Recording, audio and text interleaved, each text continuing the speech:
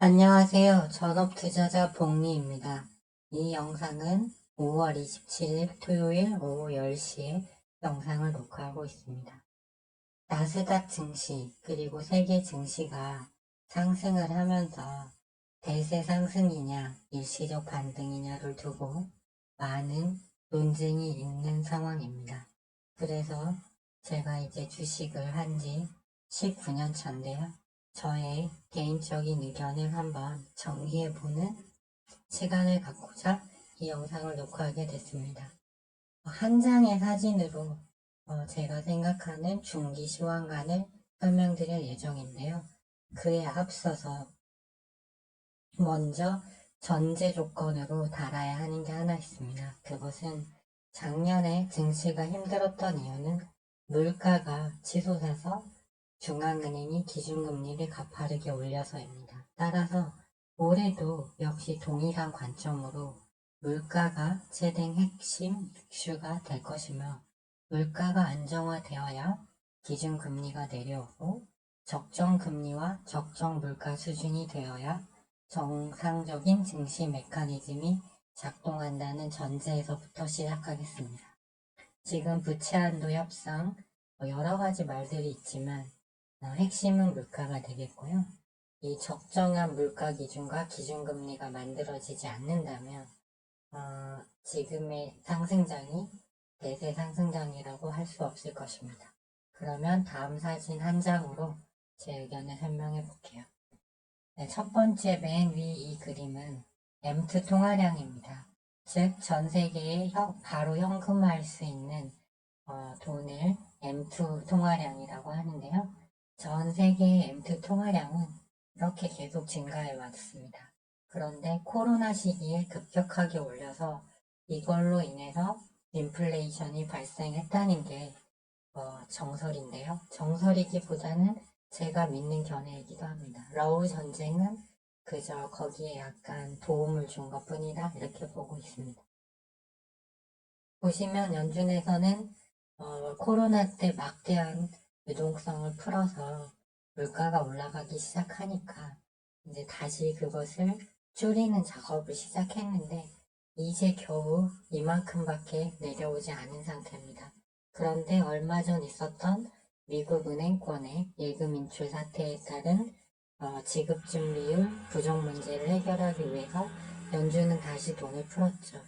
그런데 이번에 부채한도 협상이 타결이 되면, 즉 쉽게 말씀드리면 신용카드 한도가 다 차서 더 이상 돈을 쓸 수 없는데 그 한도를 더 올리는 개념이라고 보시면 됩니다. 그렇게 되면 어떻게 될까요? 연준에서는 아니 미국 정부는 이제 그 돈을 채권을 미국 재무부 채권을 팔아서 충당할 텐데요. 만일 시중에 있는 유동자금이 그 채권을 사준다면 시중 자금이 흡수되는 게 되지만 만일 살려는 사람이 없다면 결국은 연준에서 그걸 사줘야 되고 이것은 다시 돈을 푸는 결과를 낳게 됩니다. 그렇게 되면 시중 유동성이 줄어들 수가 없겠죠. 그래서 인플레이션 상황이 유지될 수 있는 문제를 가져올 수 있게 됩니다. 다음 차트는 근원 CPI입니다. 미국의 근원 CPI고요. 이는 식료품과 에너지 가격을 제외한 나머지 거를 합산한 것이 되겠습니다. 그런데 연준은 이미 작년에 한 차례 물가를 잡을 수 있는 기회를 놓쳤습니다. 템포렐리라는 단어를 사용해서 돈을 계속 작년 3월까지 풀었고요. 그로 인해서 물가를 조기에 진화할 수 있는 기회를 놓쳤습니다. 그래서 현재 미국은 현재 헤드라인 CPI, 즉 에너지, 식료품 모든 걸 합한 것이 4.9%로 내려와 있는 상태입니다. 하지만 전월 대비 0.1% 하락으로 그 하락폭이 매우 줄었고요.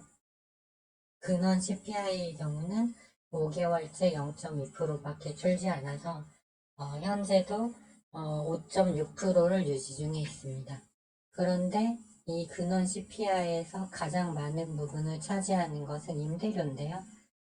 임대료에는 그 기존 주택가격의 상승 하락률을 환산해서 더하게 되어 있는데 현재 고용이 너무 미국이 튼튼하고 그리고 집 가격이 다시 주택 가격이 상승하면서 이 근원 CPI가 조기에 잡히지 않을 확률이 생겼습니다. 그리고 자산시장이 이렇게 계속 상승을 하면 사람들의 기대 인플레이션이라는 게 있는데요.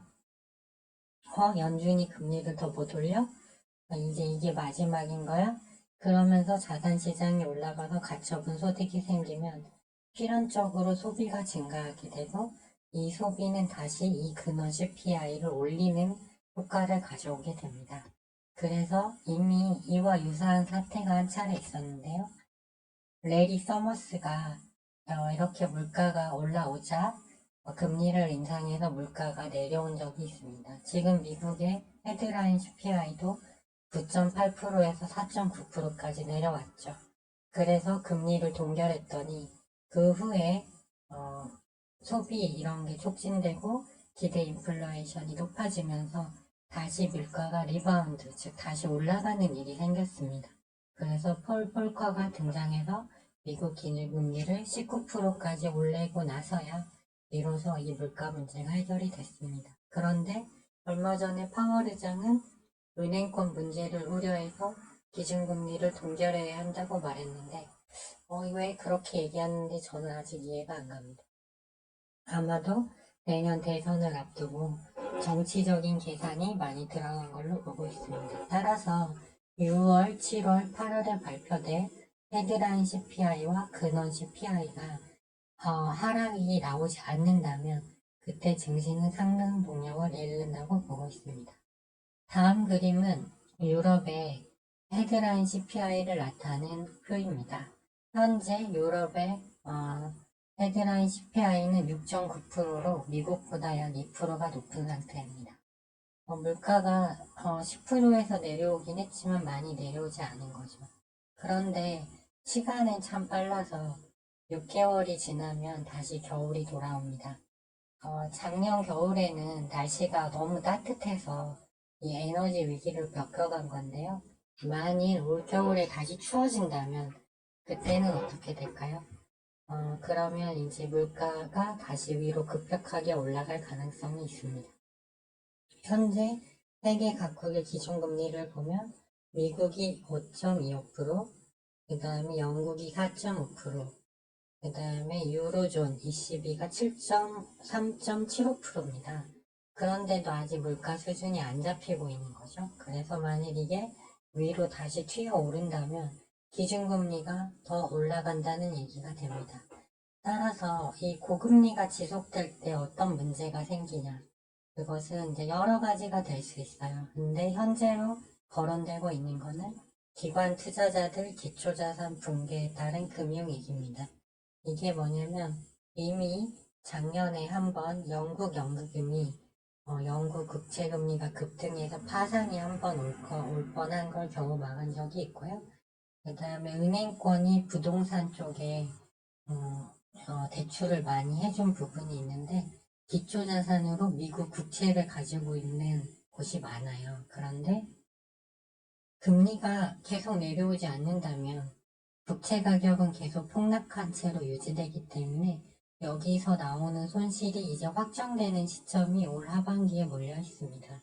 그렇기 때문에 이 맥락을 쭉 살펴보면 결국 물가가 내려와야만 지금의 상승장이 타당성을 갖는다는 얘기가 되는 겁니다. 그런데 미국의 고용은 견고하고 실업률은 너무 낮아서 완전 고용 상태입니다. 그래서 여기 보시면 이제 세계 각국 증시의 흐름을 나타낸 거예요.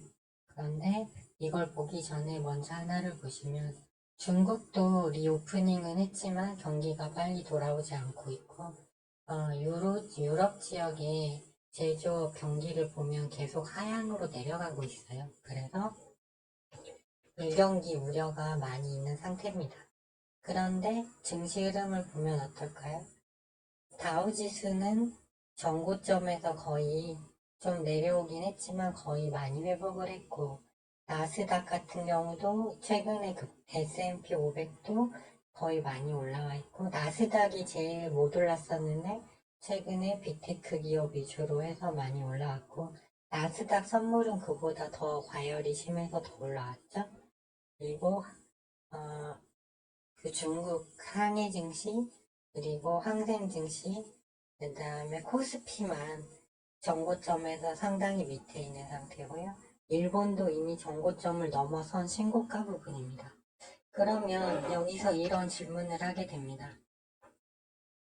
아직 물가는 완전히 잡힌 게 아니고 기준금리도 당장 내려올 가능성이 없는데 과연 지금의 주가 수준이 맞는 것인가? 라는 걸 한번 생각해 볼 수 있고요. 최근에 나스닥 상승과는 별개로 이건 통화시장과 국채시장의 움직임인데요. 국채금리는 기준금리가 더 오를 것을 반영해서 다시 정고점 거의 부근까지 급등하고 있는 양상이고 통화시장에서는 달러 강세가 다시 올라오고 있고 기타 나머지 유로와 그 다음에 엔화, 위안화 또 원달러 환율은 계속 상승하고 있습니다. 즉 주식시장과 국채 그리고 통화시장의 움직임이 서로 다른 거예요. 서로 같은 방향으로 가는 게 아니라 둘 중에 하나는 거짓말을 하고 있는 것입니다. 그래서 이런 것들도 최근 상승장의 흐름을 보면 소수 기업에 의한 상승이잖아요. 전체가 다 같이 가야 되는데 그렇기 때문에 지금 유튜브를 보면 일부 투자 채널에서는 대세 상승장이 왔다. 그런 의견을 하면서 환호하고 있지만 저는 아직 그렇게 환호할 구간은 아니라고 보고 있고요. 현재 미국 증시의 투자 심리도는 이제 여기서 7만 더 올라가면 극단적 탐욕 구간에 진입을 하게 됩니다. 그리고 최근 빅테크 기업의 상승을 보는 견해는 저는 키워놓고 잡아먹기 개념으로 보고 있습니다. 그게 무슨 뜻이냐면 작년에 주가가 하락할 때 헤지펀드는 막대한 공매도를 쳐서 천문학적인 수익을 남겼고요.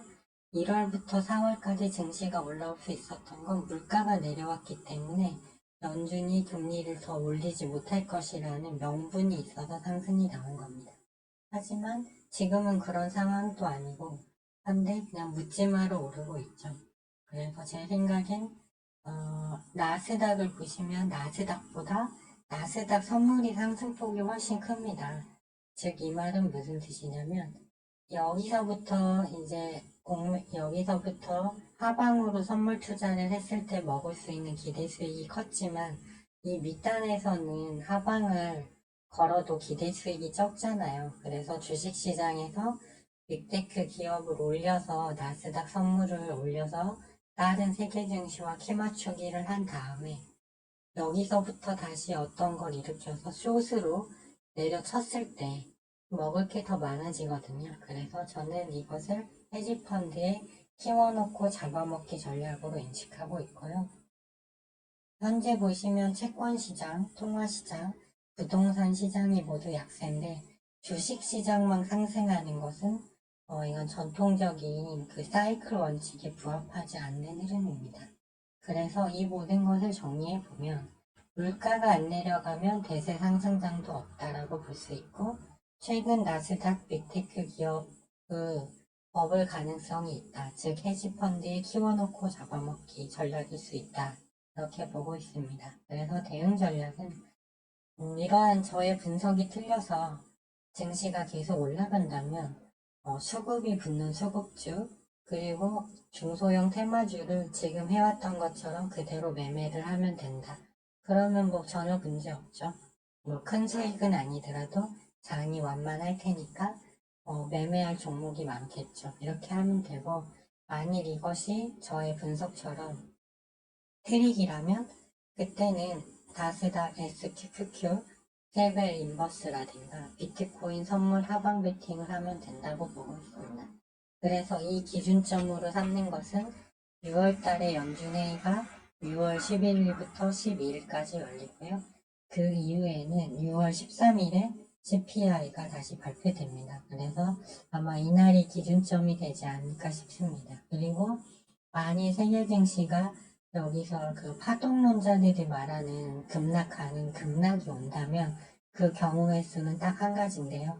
그것은 연준이 하반기까지 금리를 더 올리게 되고 이로 인해서 미국 국채 등을 또는 부동산을 기초자산으로 하는 그런 기관 투자, 즉 뭐 연기금이라든가 아니면 뭐 은행권도 될 수 있겠죠. 그러니까 이쪽에서 크래시가 온다는 그런 얘기가 되겠습니다. 현재로서는 제가 봤을 때 그 부분인데 이 고금리가 지속되는 거에 대해서 지금 시장 투자자들은 너무 약간 그거를 심각하게 인지 않고 있는 것 같습니다. 그래서 지금 세계 증시가 상승하는 과정에서 핵심은 물가다.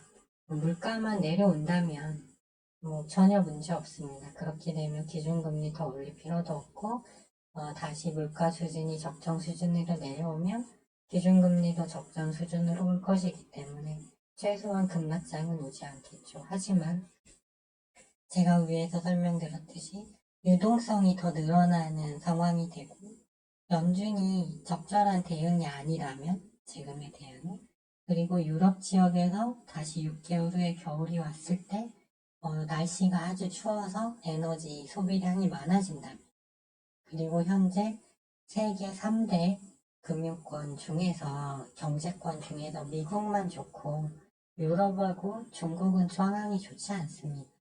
원래 가장 화랑장은 중국, 유럽, 미국의 경기가 모두 좋을 때 진정한 화랑장이 오거든요. 그래서 제가 봤을 때 이러한 흐름은 시중에 풀린 유동성이 아직 쫄지 않아서 생기는 현상이라고 보고 있고요.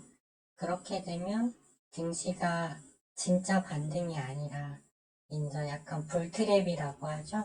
올리는 척 하면서 함정을 깔아놓는 구간이 나올 수도 있다 이렇게 보고 있고 지금 이런 투자자들의 심리도가 이제 극단적 탐욕으로 넘어가기 직전인 상황 그리고 최근 나스닥 빅테크의 묻지마 상승을 봤을 때 경계감을 오히려 더 갖는 게 낫다 이렇게 보고 있습니다. 조심해서 나쁠 건 없으니까요.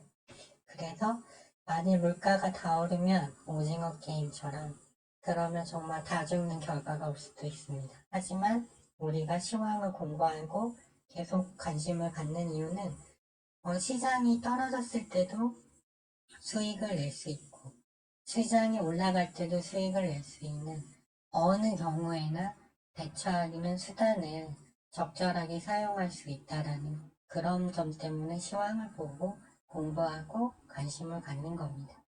네, 오늘 방송은 여기까지 하겠고요. 도움이 되셨다면 좋아요와 구독 신청 부탁드리고 남은 주말 평안하게 잘 보내시고 저는 화요일 오후 4시에 시황을 찍은 영상을 가지고 다시 찾아뵙도록 하겠습니다. 시청해 주셔서 감사합니다.